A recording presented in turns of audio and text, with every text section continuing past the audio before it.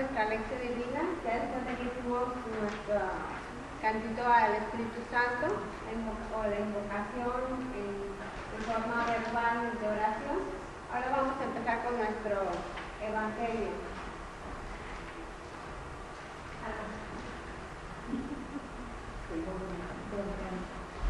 Este próximo domingo sería ya nuestro segundo domingo de Cuaresma. El Evangelio que estamos viendo es San Mateo, en el capítulo 17, del versículo 1 al 9, que es la transfiguración del Señor. Muy bien.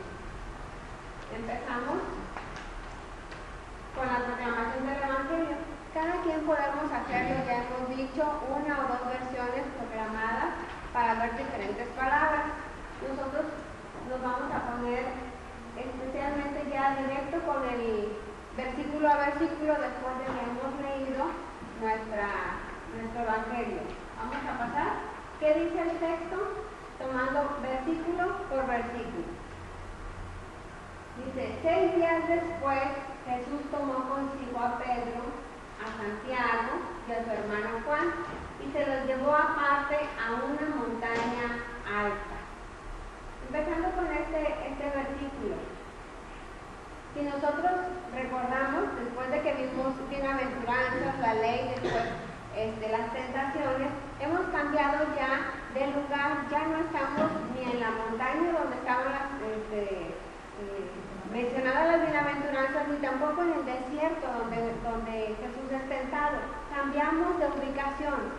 ¿Dónde estamos ahorita en este texto? Porque dice: 6 días después Jesús tomó consigo a Pedro, a Santiago y a su hermano Juan, y se los llevó aparte a una montaña alta. Si nosotros vemos un poquito antes de este capítulo, veríamos que ellos están en un lugar donde hay una pequeña como discusión o una situación con Pedro con respecto a la pregunta que de hecho Jesús de que quién era él, ¿verdad? Entonces, esto es después de que Jesús les ha comentado que tiene que ir a Jerusalén porque allá es donde se va a tener el culmen de todo ese proceso que está viviendo en su vida pública. Entonces, después de esto, de esta situación que pasa con Pedro, pasan 6 días, o sea, ese camino que va a Jerusalén. Por eso inicia con eso de 6 días después, Jesús tomó consigo a Pedro, a Santiago y a su hermano Juan y se los llevó aparte a una montaña alta. Aquí vemos el mencionar un lugar específico, una montaña alta, ¿verdad? Y los personajes que estamos viendo, ¿quiénes son? Pedro y Jesús, ¿verdad? Jesús. Muy bien. O sea, nos queda claro en qué lugar estamos ubicados y qué personajes están mencionando.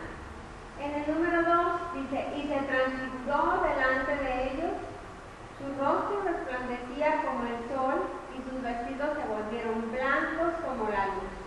Ponemos aquí esa imagen donde está esa luz tan gran, deslumbrante que tiene la vestimenta de Jesús, y nos dice que son blancos como la luz, ¿verdad? Y se dice: les aparecieron Moisés y Elías conversando con él. Ahora vemos más personajes, ¿verdad? ¿Quiénes son los personajes que está mencionando?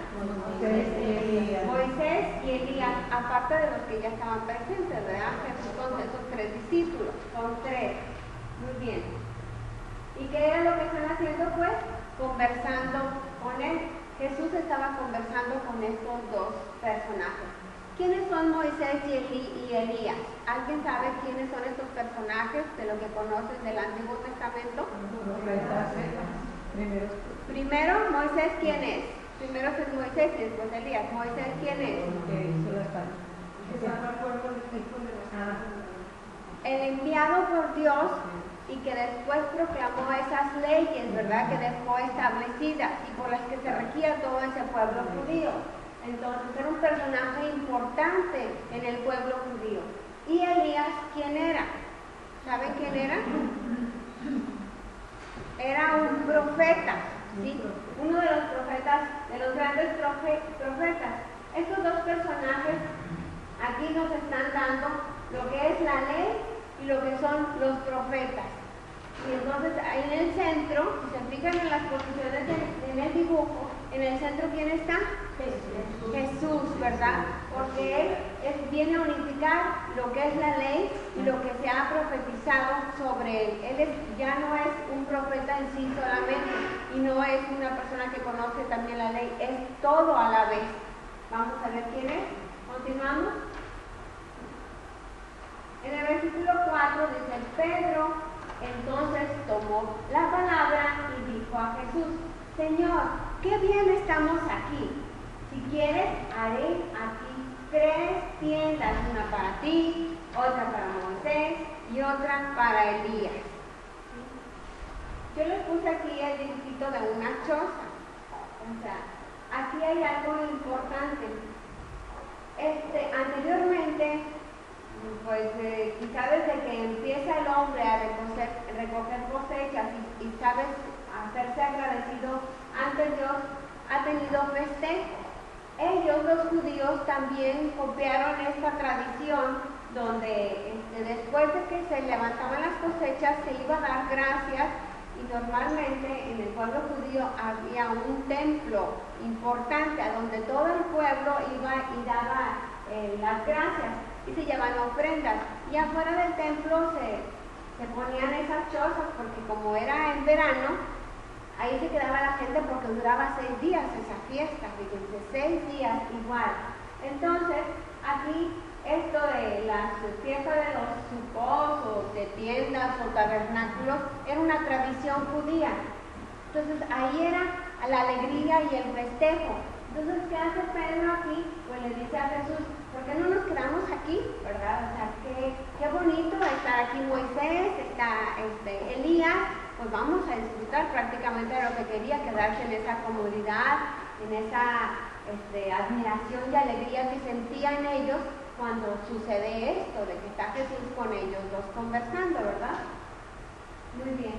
Entonces ya en el versículo 5 dice: todavía estaba hablando Pedro, ¿verdad? Cuando una nube luminosa los cubrió con su sombra y una voz desde la nube decía: este es mi Hijo amado, en quien me complazco, escúchenlo. En este versículo hay algo importante que recalcar, o sea, como personajes o como situaciones o como acciones que pudiéramos tomar en cuenta. No sé si se han dado cuenta que he tratado de poner resaltados algunas palabras en negrito para darle la importancia que tiene cada palabra. Entonces aquí en esta imagen donde está Jesús y se abre el cielo y en esa nube se ve una luz y se escucha una voz, ¿verdad? ¿Qué sería lo importante de resaltar de este versículo? ¿Son los mismos personajes? ¿Estamos en el mismo lugar? ¿Dónde estamos? En el mismo lugar. ¿Quiénes son los personajes que estamos mencionando? ¿Todavía están los mismos personajes? Pedro, Santiago, Juan, Jesús. Y están ahí, él ve a Elías y a Moisés, ¿verdad? Pero hay algo más. ¿Qué es algo más? La voz de Dios. La voz de Dios. ¿Y cómo se hace presente? ¿En qué forma? Toma una forma. Una nube luminosa. Igual, si nosotros recordamos algo del Antiguo Testamento, el pueblo judío fue guiado siempre por una nube, ¿verdad? Y en la cual había una voz. Entonces aquí nos hace mención la voz, la nube, y luego después de que esa voz habla, ¿qué es lo que nos dice? Este es mi Hijo amado en quien me complazco, escúchenlo. ¿Sí? En San Mateo también habíamos escuchado esta misma voz en otra situación parecida. En el bautizo del Señor, ¿verdad? También se escuchó esa voz y también volvió a decir lo mismo: este es mi Hijo amado. Aquí esto nos hace recordar la divinidad de Jesús, y los que lo están observando, que son Pedro, Santiago y Juan, ¿verdad? Sus discípulos, ahí se dan cuenta de quién es Jesús, de esa divinidad, porque hay una nube, hay una voz y hay una luz. Esas tres formas de presentarse a Jesús, Dios les afirma quién es. La voz es de Dios y Él está afirmando y confirmando quién es Jesús. ¿Sí? Continuamos. Dice, al oírlo, los discípulos cayeron de bruces, llenos de miedo. O sea, como que dice, bien atemorizados. Después de que oyeron la voz de Dios, los tres, Pedro, Santiago y Juan, cayeron llenos de miedo. Hay otra situación parecida cuando Jesús nació y los tres reyes magos, también fueron tres, fueron a verlo, ¿verdad? Cuando estaba ahí con la Virgen y San José. Y cuando lo vieron, también se arrodillaron, ¿verdad? Cayeron al suelo adorándolo, ¿sí? Reconociendo quién era ese bebé. O sea, era Jesús, que era nuestro Salvador, y es prácticamente reconociendo la divinidad. Aquí vuelve a pasar lo mismo. Ellos tres caen al suelo, o sea, reconociendo la divinidad de Dios. Vimos que ahí Jesús se presentó de una forma con sus vestiduras blancas, luminosas, ¿verdad? Después llega una nube, después se escucha una voz y después se dice quién es. O sea, Dios dice quién es Él. Ya no cabe la menor duda para los discípulos, o sea, nosotros los hombres. En el versículo 7 dice, Jesús se acercó